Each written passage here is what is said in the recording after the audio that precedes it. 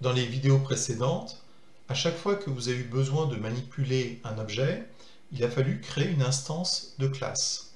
Typiquement, vous avez ici trois objets, économique, standard, premium. Tous les trois sont des instances de la classe reliure. Du coup, chacun de ces trois objets peut avoir des propriétés avec des valeurs différentes. Si vous remarquez le comportement de la classe console et de ses méthodes, vous voyez qu'à chaque fois, vous avez pu utiliser la méthode writeLine ou la méthode readLine sans jamais avoir besoin de créer une instance de la classe console. Alors la raison est simple, c'est que Microsoft a défini la classe console comme étant une classe statique.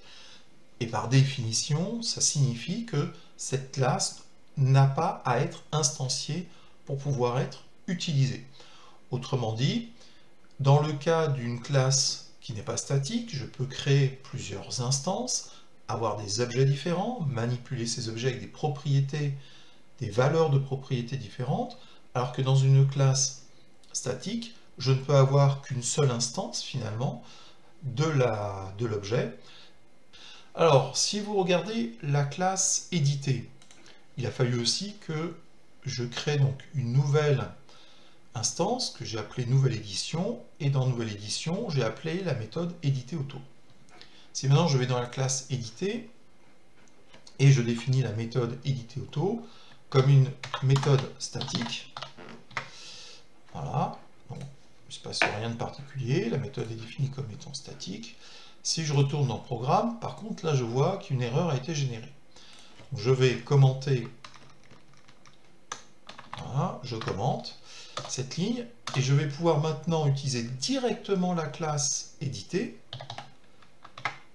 et faire appel tout de suite à éditer auto pour pouvoir créer maintenant mon nouvel objet en donnant des paramètres. Donc je vais donner. Donc vous voyez que le comportement de la classe éditée est finalement tout à fait similaire à la classe console, puisque je peux appeler maintenant directement les objets.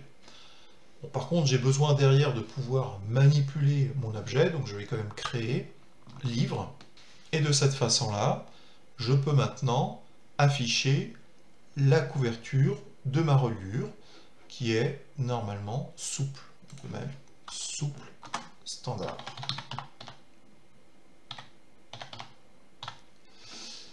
Si je démarre, parfait. Ça, c'est pour la méthode statique. Qu'en est-il des propriétés? Si je retourne dans ma classe éditer, je peux créer une propriété, par exemple une propriété publique statique de type string qui sera par exemple la version de la classe éditée. Si je retourne dans programme, je vais pouvoir directement définir dans la classe éditée la version en question.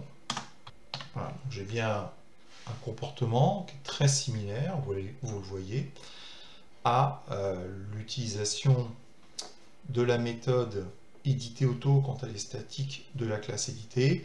Et bien de la même façon, je peux directement appeler une propriété dans ma classe quand elle est statique. Alors l'inconvénient, en quelque sorte, c'est quand même je ne peux avoir qu'une seule valeur pour ma version, qui sera toujours, dans cet exemple, 1.00.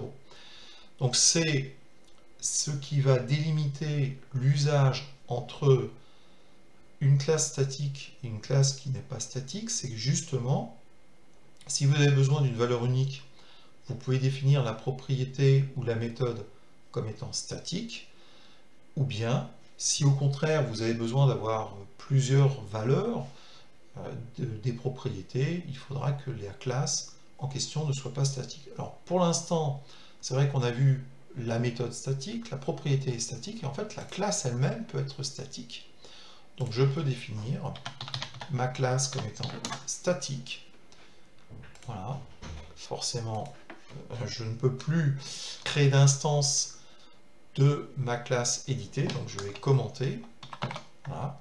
Donc jusqu'à maintenant, ce n'était pas une erreur puisque je pouvais créer une nouvelle instance car la classe n'était pas statique, mais à partir du moment où elle est statique, je ne peux pas faire de création d'instance. Et je vais vérifier que tout fonctionne bien. Parfait, impeccable.